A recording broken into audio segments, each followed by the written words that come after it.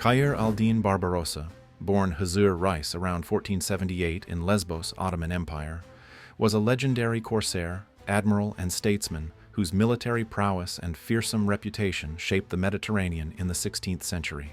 His story is one of cunning, strategic brilliance, and relentless ambition, rising from humble origins to become a pivotal figure in Ottoman naval dominance and a terror to Christian Europe.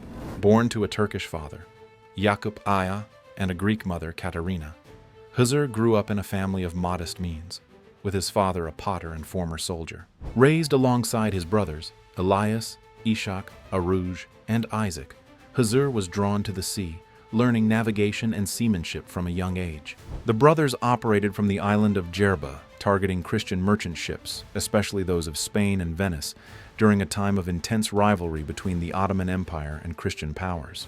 Hazur's early career was marked by his partnership with Arouge, the elder brother who earned the nickname Barbarossa, Redbeard, due to his fiery beard.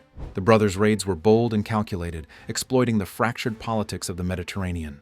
By the 1510s, they had established a formidable reputation, seizing ships, amassing wealth, and gaining followers among Muslim corsairs.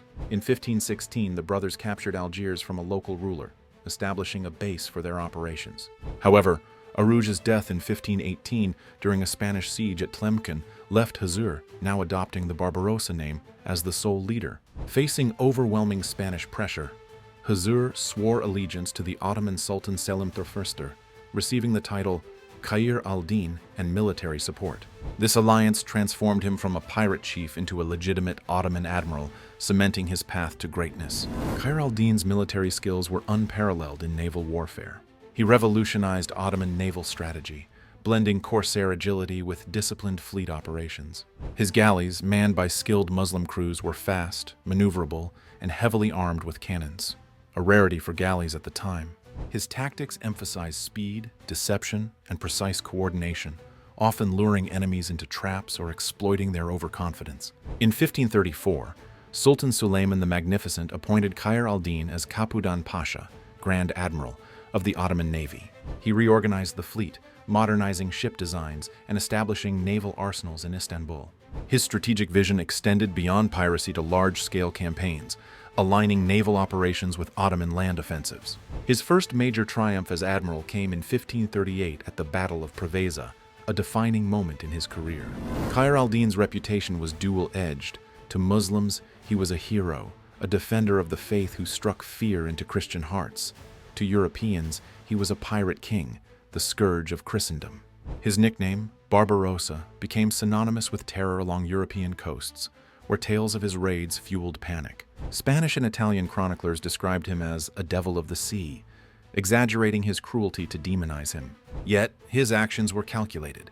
Raids targeted strategic ports and shipping routes, weakening enemies economically while enriching Ottoman coffers. Among Ottomans, Khair al-Din was revered as a Ghazi, a warrior for Islam.